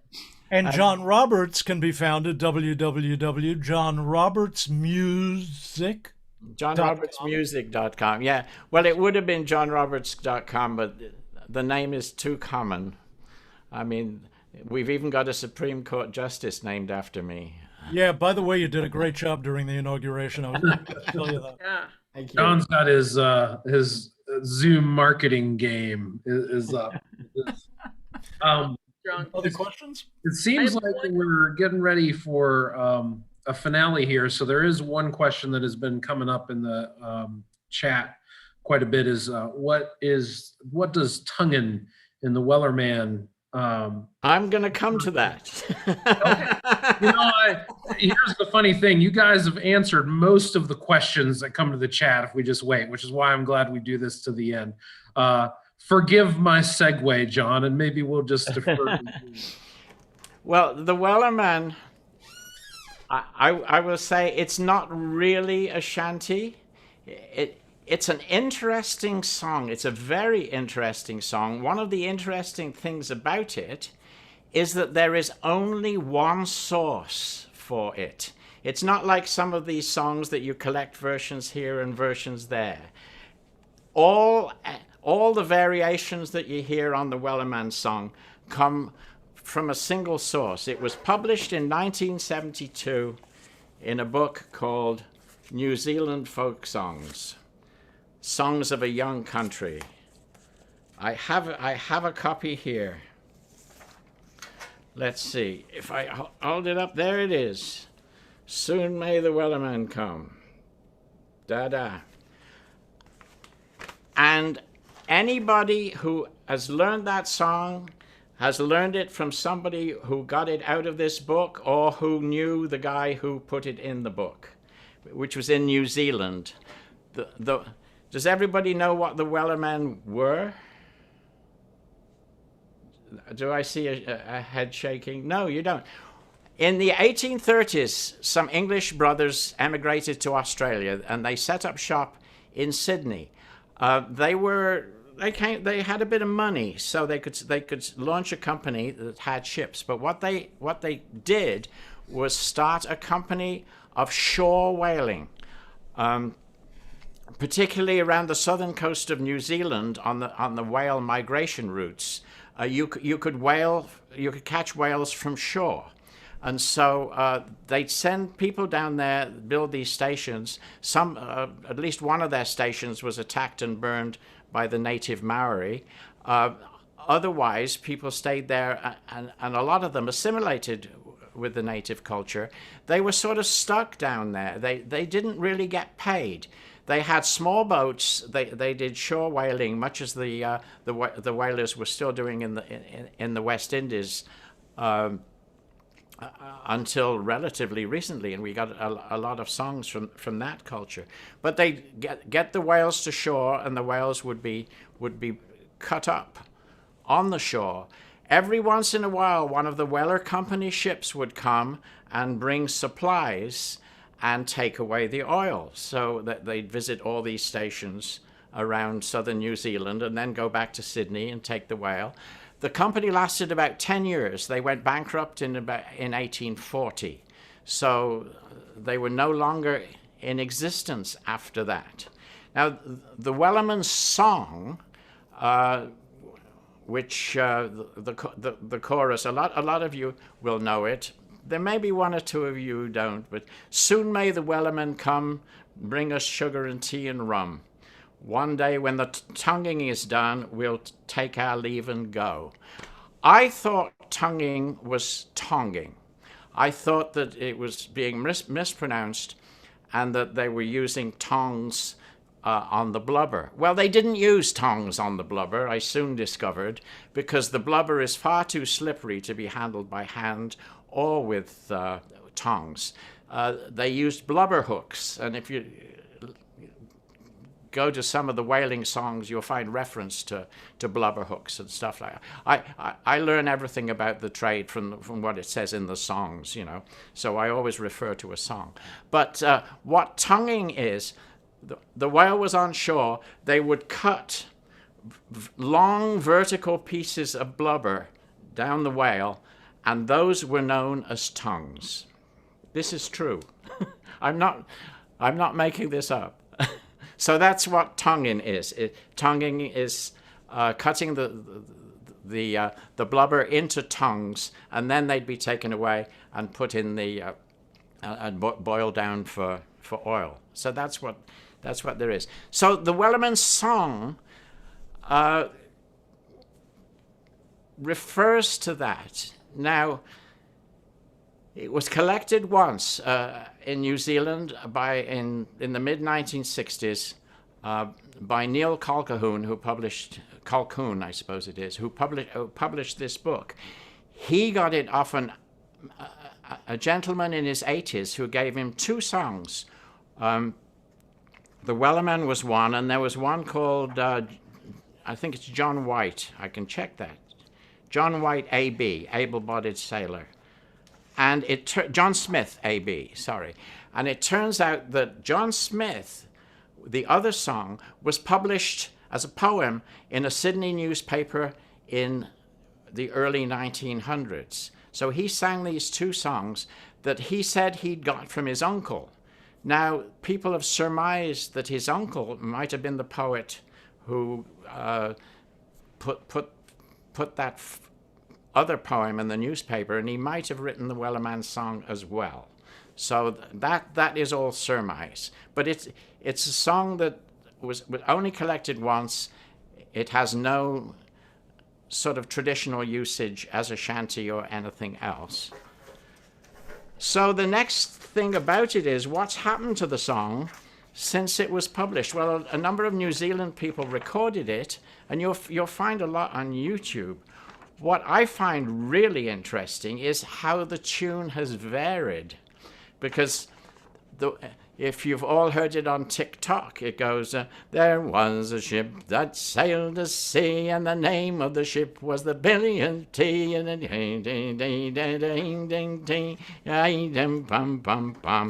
and the second line of this song is the one that changes around a lot.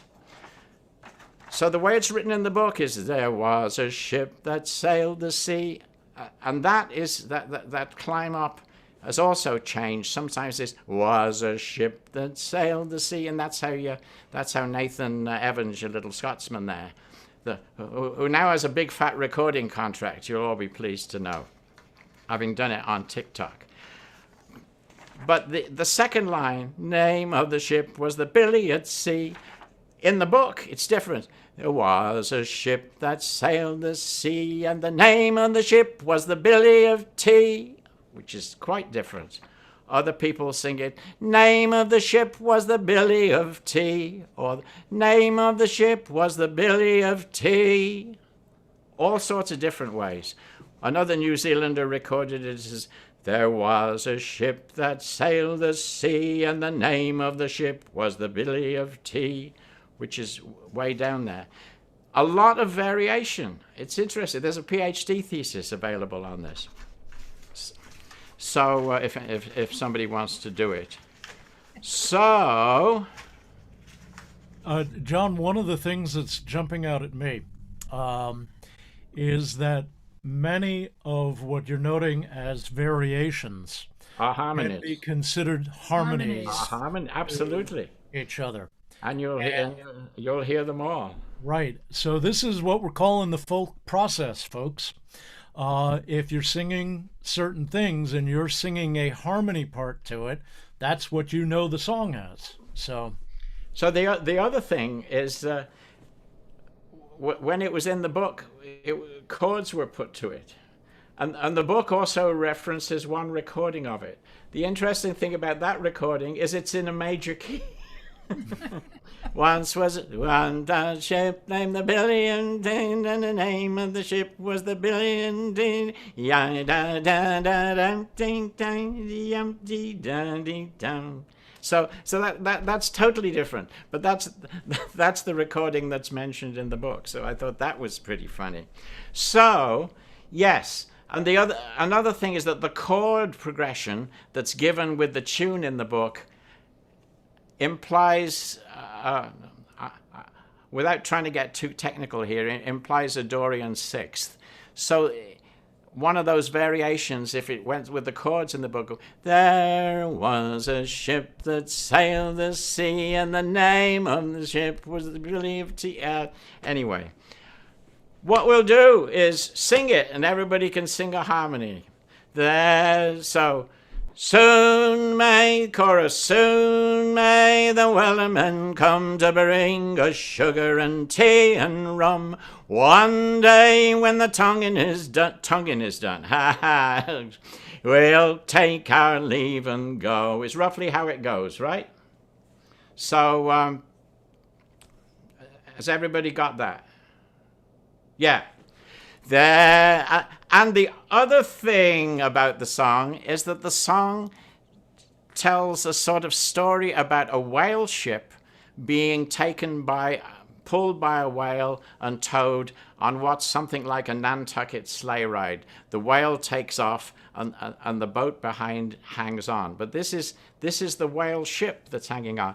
Now, the Weller brothers didn't sail whaling ships. They sailed supply ships. So that's another interesting factor about the song. So let's all sing it, and then we can all go to bed.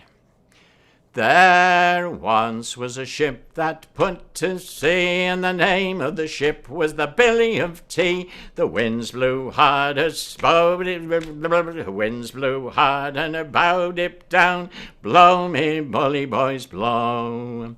Soon may the wellerman come to bring us sugar and tea and rum. One day when the tonguing is done, we'll take our leave and go. She had not been 2 weeks from shore when down on her a right whale bore. The captain called all hands and swore he'd take that whale in tow. Soon may the Wellerman come to bring us sugar and tea and rum. One day when the tonguing is done, we'll take our leave and go. Before the boat had hit the water, the whale tail came up. Try again. Before the boat had hit the water, the whale's tail came up and caught her. All hands to the side, harpooned and fought her when she dived down below. Well may the Wellerman come to bring us sugar and tea and rum. One day when the tonguing is done, we'll take our leave and go. No line was cut, no whale was freed. The captain's mind was not on greed, but he belonged to the whaleman's creed. She took that ship in tow. Soon may the Wellerman come to bring us sugar and tea and rum. One day when the tonguing is done, we'll take our leave and go. For 40 days or even more, the line went slack, then tight once more. All boats were lost, there were only 4, but still that whale did go. Soon may the Wellerman come to bring us sugar and tea and rum. One day when the tonguing is done, we'll take our leave and go. So as far as I've heard, the fight's still on. The line's not cut and the whale's not gone. The Wellerman takes his regular call to encourage the captain, crew and all. Soon may the Wellerman come to bring us sugar and tea and rum. One day when the tonguing is done, we'll take our leave and go. Soon may the Wellerman come to bring us sugar and tea and rum. One day when the tonguing is done, we'll take our leave and go. Not the best rendition you've ever heard, but then there it is. No, John. That's my lecture on the Wellerman. Lovely. I love it. My goodness, what a pleasure to spend the evening with everybody here, but especially thanks to Chris and Joy and John. It has been just such a pleasure to hear your thoughts and just such a beautifully put together presentation where we learned so much in the midst of all this singing. It was really Well, I've had a really great time doing this, and thank you for inviting me, and thanks, Chris, for joining me. Oh my goodness, thank you. It's been an absolute honor. Thank you, Seth. Thank you, Emily. Oh, hi. How are Yep. you? This is Una, and all our children stayed up very late. They were really into it. They Oh were my all goodness. along. That's wonderful. And I hope you find your teeth really fast, really soon. Okay. And thanks to Joy, thanks to everybody who tuned in. I mean, this has been such a terrific honor to be invited down and do this. Contact us anytime. We'll be happy to tell you whatever you like. Yeah, we make stuff up, but we'll answer your questions. Yes, John, we've never been known for letting the facts get in the way of a good story. John, to echo your sentiment, I think that we need to have a gathering here on campus as soon as That'd be great. Oh, love it. to hear everybody singing these songs together. The shanty wall of sound needs to become a reality. Well, that's one thing shanties are good for, is a wall of sound. right. And Um, we want to say, of course, a huge thank you to the West Virginia Humanities Council for sponsoring this and our whole series of lectures. It's been they've been so flexible with us during the pandemic. We've had to change all of our programming, and they've just said yes, program good things, and we will help sponsor them, and which is just wonderful. So this falls squarely into that. Speaking of which, Seth will pop in the chat again I think if you would, Seth, Yeah. there's a survey that they love if you fill out a survey because it helps them with their reporting to the National Endowment for the Humanities, and it helps us get funding with them again for future series of lectures. So we'll find that link and pop it in the Zoom chat and in the YouTube chat. And know that there were several people who asked the question, can we listen to this again? It will stay on YouTube. And so we will, you will be able to look at it again. You can use that same link, and it'll be posted on the Augusta Heritage Center Facebook page. So you can sing along and learn these things again as we go along. Did I forget anything, Seth? We want to see you at Augusta. For those of you that don't know what Augusta is, we're many things, but we're most well known for our immersive traditional arts education held on the campus here of Davis Elkins College every summer. And then of course we have October Old Time Week. There is robust vocal programming associated with all these weeks, and even a vocal week coordinated by Fawn Williams. And the last time we were able to have that week, John was here on campus. Wonderful concert with the concertina while you were here. I'm so glad we've been able to see each other. You can find us on Facebook, Instagram, and also our brand spanking new online learning platform that we put together in response to the pandemic. It's called AugustaArtsAndCulture.org. We're hosting all sorts of lessons and events of this nature. Our pledge to you is that as soon as we possibly can, we'll be gathering face-to-face and knee-to-knee and having that immersive programming when it is safe to do so. We're having a safety first mentality with this, but trust us, we're planning the biggest dances, concerts, sings, anything, you name it, we're getting ready to do it as soon as we possibly can. In the interim, we will be continuing with as robust a online programming as we can.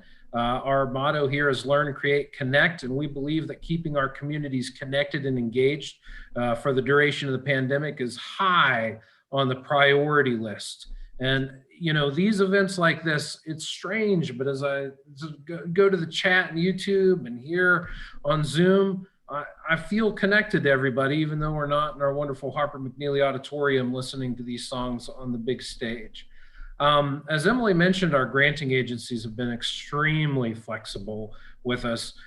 This program right here, we had an idea about it about a week ago. Emily Facebook John, wheels started turning, and we were able to incorporate it into our existing grant. For those of you that have nonprofit experience, you know that that is lightning speed for how you can operate with a grant. So these agencies are the West Virginia Department of Arts, Culture, and History, the National Endowment for the Arts, and the West Virginia Humanities Council, of course. We also have extreme gratitude for Davis and Elkins College that has allowed us to, you know, be very flexible with our programming. They've been very supportive about what we're doing.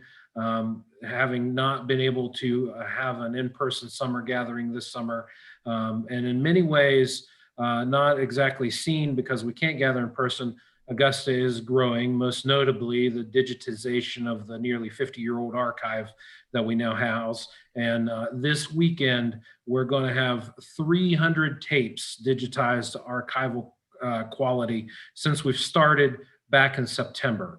Now, we recognize that there are years and years to go, but a great portion of the Milnes collection has currently been digitized. And if anybody knows Jerry Milnes, you know, his collection includes a wealth of Appalachian culture. We'd also like to thank anyone that has become a member of any of our sessions, both the summer sessions and the winter sessions, anyone that has made a donation.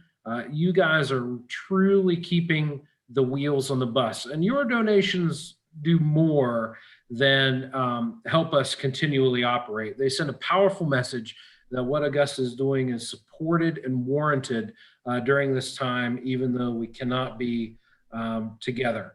Most notably of which is we've started an online jazz curriculum that is free to any high school student that wants it, that's meant to help emulate in-person big band rehearsals at a time when rehearsals are on pause.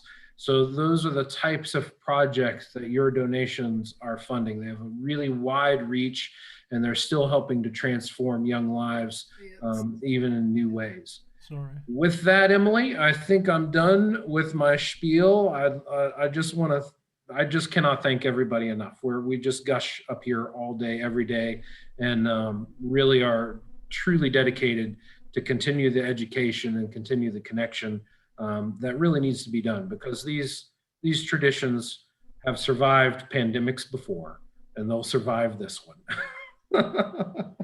Thank you, Ed. Thank you. Yay. Thank you all. Thanks, everybody. Have a great night, and I hope that all of these songs will be rattling around your heads. And if you want to remember any of them, go back to that YouTube link and check it out. Way hey, blow the man down. Okay. Good night, everyone. Good night. Good night. Good night. Good night.